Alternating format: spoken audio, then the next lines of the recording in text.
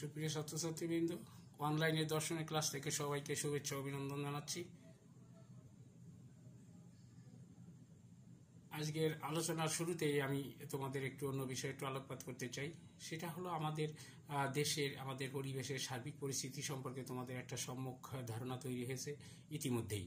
তোমরা পেপার, পত্রিকায়, টেলিভিশনে, মোবাইলে, বিভিন্ন সামাজিক মাধ্যমে, ইলেকট্রনিক মিডিয়ার মাধ্যমে তোমরা দেখতে পাচ্ছ দেশে কি একটা দুর্বিষহ অবস্থা বিরাজ করছে। আমাদের সমাজেরই, আমাদেরই ছাত্রছাত্রী, আমাদেরই ভাই বোন, তারা সমাজে মাদক সেবন এবং মাদক বিক্রয় থেকে শুরু করে এহেন কার্যনায় যারা আমাদের সমাজকে কলুষিত করছে, নারী নির্যাতন করছে এবং নারী নির্যাতনের সাথে শিশু বলা যায় কিশোর ছেলেমেয়েরা জড়িত।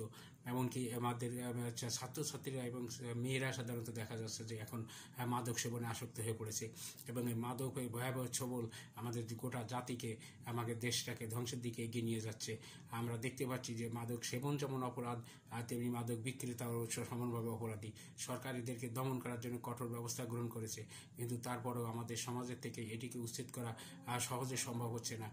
তোমরা যারা এখন বড় হয়েছে, তোমাদের জ্ঞানে বিস্তৃত হয়েছে, তোমাদের বোধশক্তির উদয় হয়েছে, আমি বলতে চাই তোমাদেরকে তোমরা এগুলো সেবন তো করবেই না, বিক্রয় তো করবেই না। এবং তোমাদের পরিবেশে, তোমার বাড়ির আশেপাশে বা তোমার প্রতিবেশে আত্মীয় স্বজন যদি কেউ এর সাথে জড়িত থাকে, কেউ যদি মাদক সেবন করে থাকে, তোমরা তাদেরকে অবশ্যই সে পথ থেকে দূরে সরিয়ে আনবে এবং তোমরা তাদেরকে সুপথ দেখাবে এবং এর কুফল সম্পর্কে জানাবে। এই মাদক একদিকে যেমন একটা পরিবারকে ধ্বংস করে, তেমনি একটি জাতি ও দেশকে ধ্বংস করে ফেলে।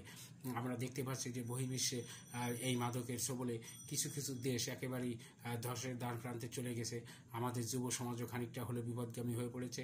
তারা একদিকে যেমন মাদক বিক্রি করে, তেমনি সেবনও করে এবং এই মাদক সেবনের ফলে দেখা যায় সে নিজে নিঃশেষ হয়ে যায় এবং বাবা এই মাদকের নেশায় পড়ে অনেক সময় সহায় সম্বল হারিয়ে ফেলে, বাবা মার কে হত্যা পর্যন্ত করে ফেলে। আমরা দেখেছি বিভিন্ন সময় একটা মেয়ে, নামটা ঠিক আমার মনে আসছে না, ঢাকায় তার বাবা পুলিশ কর্মকর্তা ছিল, কিন্তু ঐশী, মেয়েটির নাম ঐশী, সে নিজেই মাদক সেবন করতো এবং সে বন্ধুদের সাথে মেলামেশা করতো। একটি পর্যায়ে সে তার বাবা মাকে হত্যা করে। তো এই হলো যে করুণ পরিস্থিতি আমাদের মাদক সেবনের ফলে। তাহলে মাদক সেবন একদিকে যেমন নিজেকে ধ্বংস করে, একটি পরিবারকে ধ্বংস করে, জাতিকে ধ্বংস করে, তেমনি অর্থনৈতিক বিপর্যয় ঘটায়। সার্বিক দিক থেকে মাদক একটা ভয়াবহ ব্যাধি। তোমরা এর থেকে দূরে থাকবে এবং কেউ যদি তোমাদের সাথে এরকম আচরণ করে থাকে বা তোমাদের সামনে পড়ে থাকে, তাহলে তাদেরকে যে কোনো প্রকারে হোক তোমরা সেটিকে প্রতিরোধ করার চেষ্টা করবে। তাহলেই আমাদের দেশ এবং জাতি এবং সমাজ এগিয়ে যাবে। আমরা ক্লাসে ফিরে যাচ্ছি। আমাদের দর্শনের প্রথম পত্রের প্রথম বর্ষের প্রথম পত্র থেকে আমাদের আলোচনায় আমরা যাচ্ছি। আজকের আলোচনার বিষয়টা হয়ে গেল সহজাত ধারণা কি। আর দর্শনের ক্ষেত্রে সহজাত ধারণার কথাটা কিভাবে আসছে এবং এটির উদ্ভব কীভাবে আসছে, এটি মূলত কি, এই বিষয়টা আমরা একটু আলোকপাত করি। কারণ এই প্রশ্নটি বিভিন্ন সময় শর্ট প্রশ্ন হিসেবে আসে এবং এটি টিকা অবজেক্টিভ ছোট প্রশ্নগুলোতেও থাকে। তো আমরা আজকে আলোচনা করি সহজাত ধারণা কি।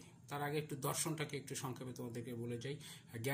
জ্ঞান অনুসন্ধানের দ্বারা জ্ঞান পিপাসা নিবৃত্তি হলো দর্শন। অন্য কথায় বলা যায় যে জ্ঞানের আসলে দর্শনের সংজ্ঞা ঠিক সঠিকভাবে দেওয়া সম্ভব নয়, তবে বুঝিয়ে বলা যেতে পারে যে জগৎ এবং জীবনের স্বরূপ উপলব্ধিই হলো দর্শন। এবং দর্শন কথাটা, দর্শন হচ্ছে একটা বাংলা শব্দ এবং এর প্রতি শব্দ ইংরেজি হলো ফিলোসফি। ফিলোস শব্দের অর্থ অনুরাগ এবং সফি শব্দের অর্থ হলো জ্ঞান। কাজে ফিলোসফি শব্দের হলো জ্ঞানের প্রতি অনুরাগ।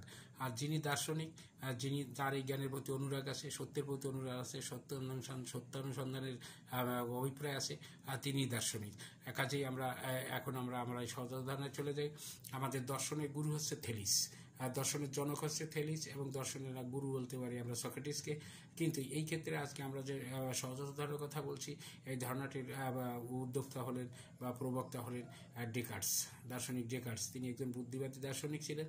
তিনি জ্ঞান অনুসন্ধানের ক্ষেত্রে বলেছেন আমাদের জ্ঞান আমরা যেখান থেকে আহরণ করি, আমাদের যে বাহ্য জগৎ আছে, আমরা পঞ্চেন্দ্রিয়ের সাহায্যে আমরা যে জ্ঞান আহরণ করি, এই জ্ঞানের ক্ষেত্রে তিনি সংশয় পদ্ধতি গ্রহণ করেছিলেন।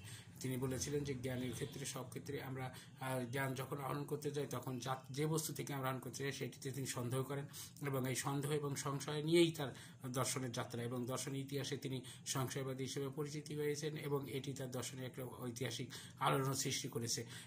যেমন তিনি কীভাবে সংশয়, তিনি বলছেন আমার পঞ্চেন্দ্রিয়ের সাহায্যে আমি যেসব বস্তু দেখতে পাই, আমার চারিপাশে যেসব বস্তু আছে তার আসলে এদের কোনো অস্তিত্ব নাই, আমার মনের কোনো অস্তিত্ব নাই, ঈশ্বরের কোনো অস্তিত্ব নাই, এইভাবে তিনি সব কিছুর অস্তিত্বে সন্দেহ করতে লাগলেন। কিন্তু একটা পর্যায়ে নিজের সম্পর্কে তার যে সন্দেহ, যে আমার ক্ষেত্রে সন্দেহ সে সৃষ্টি করলো, সেটা কীরকম, যে আমি যখন স্বপ্নে অনেক কিছু দেখি, কিন্তু দেখি যে আমার ইন্দ্রিয় আমাকে প্রতারণা করছে, আসলে বাস্তবতার সাথে সেই স্বপ্নের কোনো মিল নাই। তখনই তিনি চিন্তা করলেন যে তাহলে আমার যে পঞ্চ ইন্দ্রিয় আছে, আমার যে ইন্দ্রিয়ের সাহায্যে আমি যে অনুভূতির সাহায্যে যে স্বপ্নগুলো দেখেছিলাম, সেইগুলোর আসলে যেহেতু কোনো বাস্তবতা নেই, তাহলে আমার এই ইন্দ্রিয় আমার সাথে প্রতারণা করেছে। এভাবে তিনি নিজের অস্তিত্ব সন্দেহ করলেন। কিন্তু একটা পর্যায়ে এসে তিনি আবার নিজের অস্তিত্বটা স্বীকার করে নিলেন। কীভাবে? যে সন্দেহকর্তা হিসেবে আমি যে সংশয় করছি, কোনো কিছুতে সন্দেহ করছি, এই সংশয় বা সন্দেহ করার ক্ষেত্রে আমার অস্তিত্বকে আমি কীভাবে অস্বীকার করবো? সন্দেহকর্তা হিসেবে আমার অস্তিত্বকে অস্বীকার করতে পারি না। সন্দেহ ক্রিয়া আছে, সন্দেহ ক্রিয়ার কর্তা আছে, সেই হিসেবে আমার অস্তিত্ব আছে। তখন তিনি একটা সুপ্রসিদ্ধ বাক্য উদ্ভাবন করলেন যে আমি চিন্তা করি, সুতরাং আমি অস্তিত্বশীল। এভাবে তিনি 3টি বাক্যে উপনীত হয়ে উঠেছিলেন। আমি অস্তিত্বশীল, ঈশ্বর অস্তিত্বশীল, বাহ্যবস্তুর অস্তিত্ব স্থিতিশীল। ডেকার্স এভাবে সংশয় পদ্ধতিকে আশ্রয় নিয়ে তিনি জ্ঞানের অগ্রগতির দিকে এগোলেন, এবং এই পর্যায়ে এসে তিনি তার ধারণাকে, যে আমি যেহেতু বাইরের ধারণার মাধ্যমে জ্ঞান অর্জন করি, এই ধারণাকে তিনি 3টি ভাগে ভাগ করে ফেললেন। কৃত্রিম ধারণা, আগন্তুক ধারণা, কৃত্রিম ধারণা ও সহজাত ধারণা, যেটা আমাদের মূল আলোচ্য বিষয় ছিল, সহজাত ধারণা। তো আগন্তুক ধারণাটাকে, আগন্তুক ধারণা হলো বাইরের থেকে যে জ্ঞান আমাদের মনে আসে, সেটি হচ্ছে আগন্তুক ধারণা। যেমন আমরা পথে চলতে গিয়ে একটা লোকের সাথে দেখালো, উনি হচ্ছেন আগন্তুক। আমি বাড়িতে বসে আছি, একজন বাইরেতে অপরিচিত বা পরিচিত একজন মানুষ আসলো, উনি একজন আগন্তুক। কাজে আমাদের বাইরে থেকে যে জ্ঞান আমাদের মনে আসে, সেটি হচ্ছে আগন্তুক ধারণা। আর কৃত্রিম ধারণা কি? বাইরে থেকে যে বিভিন্ন জ্ঞান আমাদের মনে আসে, সেই মন আমাদেরকে এই বিভিন্ন ধারণাগুলোকে সংশ্লেষণী বিশ্লেষণী প্রক্রিয়ার দ্বারা যে ব্যাখ্যা করে যেটা তৈরি করে, যে ধারণা তৈরি করেন, সেটি হচ্ছে কৃত্রিম ধারণা। অর্থাৎ কৃত্রিম ধারণাটা মন তৈরি করে। আর সহজাত ধারণা কি?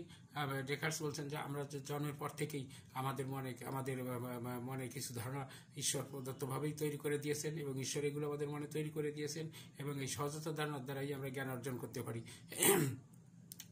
সহজাত এইসব ধারণা, যে 3টি ধারণা বলছিলাম, কৃত্রিম আগন্তুক ধারণা, কৃত্রিম ধারণা, সহজাত ধারণা, এসব ধারণার মাধ্যমে অবরোহ পদ্ধতিতে, গাণিতিক পদ্ধতিতে অবরোহের মাধ্যমে আমরা জ্ঞান অর্জন করতে পারি। এইভাবেই দার্শনিক ডেকার্স কিন্তু আধুনিক দর্শনের জনক, এটা তোমাদের মনে রাখতে হবে। ডেকার্সকে আধুনিক দর্শনের জনক বলা হয়ে থাকে। ডেকার্স এই সহজাত ধারণার মাধ্যমে আমাদের জ্ঞান অর্জনের কথা বলেছেন, এবং এখানে তিনি যে সংশয় পদ্ধতিটি গ্রহণ করেছিলেন, সেটি ছিল উল্লেখযোগ্য, এবং সেটি সবার ক্ষেত্রে সর্বজন বিদিত হয়ে আছে। সক্রিয় ছাত্রছাত্রীবৃন্দ, আমরা আগামী ক্লাসে আরও অন্যান্য বিষয়গুলো নিয়ে আমরা আরও বিস্তারিত আলোচনা করব। আমরা প্রায় শেষের পথে চলে যাচ্ছি। একটি কথা তোমাদেরকে বলি, সারা বিশ্ব করোনায় আক্রান্ত এবং ভারাক্রান্ত, এবং সারা বিশ্বের মানুষ আজ আতঙ্কগ্রস্ত, ভীত সন্ত্রস্ত, তাদের সুখের লেশমাত্র নাই। সারা বিশ্বই করোনায় আক্রান্ত হয়ে আছে। আমাদের দেশের মানুষ করোনায় আক্রান্ত। আমাদের ঢাকার অবস্থাটা খুবই খারাপ, এবং সরকার আগামী শীত মৌসুমটাকে আরও ভয়াবহ আকারে মনে করছে, কারণ দ্বিতীয় ঢেউটা শীতের সময় দেখা যেতে পারে, এবং এই আশঙ্কা আছে। আর এই আশঙ্কার সাথে যেহেতু আমরাই জড়িত, কাজে আমরা যদি একটু সচেতন হই, আমরা যদি একটু উদ্যোগী হই, তাহলে দেখা যেতে পারে যে মহামারী থেকে আমরাও রেহাই পেতে পারি, এবং আমাদের তা রেহাই পেতেই হবে, এবং এই পাওয়ার জন্য আমাদেরকে সচেতন হতে হবে, এবং সামাজিক ন্যায় বিচার, সামাজিক দূরত্ব, মাস্ক, হ্যান্ড স্যানিটাইজেশন, এসব বিষয়ের প্রতি আমাদের গুরুত্ব দিতে হবে।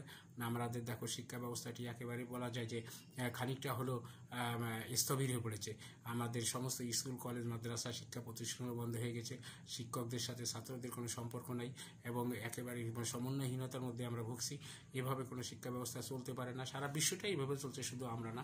তো যাই হোক, বিশ্ব কোনভাবে চলছে না চলছে, আমাদেরকে তো বাঁচতে হবে, আমাদেরকে তো ফিরে আসতে হবে।